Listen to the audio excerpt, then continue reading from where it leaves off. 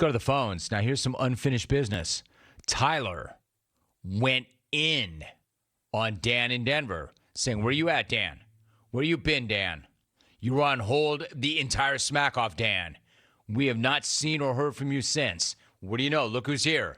Dan in Denver. What's going on, dude? Jimmy, first of all, who is Erica? What's up, girl? Jim, thanks for having me, man.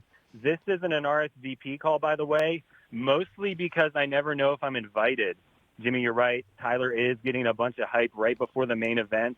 Where have I seen this before? Oh, yeah, every freaking Smackoff he's ever been in. Hey, Tyler, you should apologize for that Nate Diaz blast, by the way. You set that up by saying he was a guest on Jim's podcast, after all. Who wrote that bit for you? Chael Sonnen? And that's a pretty good comparison for Tyler, too, by the way. Tyler talks a lot of really good smack before the fight, and then when the title's on the line, he gets his teeth beat in. And judging by his Mountain Dew mouth, I mean that literally. Tyler, I get that my apology to Rome last year came off a little bit desperate, but not nearly as desperate as flying across the country to meet Rich Ackerman for a photo.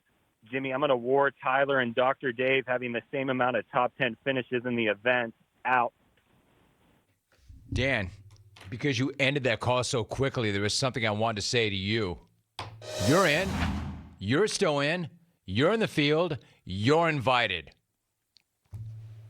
I like that, man. He showed up. This guy cracked back on him. Pretty well, in fact. Tyler, and then Dan's right there. I'm still here. Alvy, are you ready? So let me be very clear about that. Dan, you're in.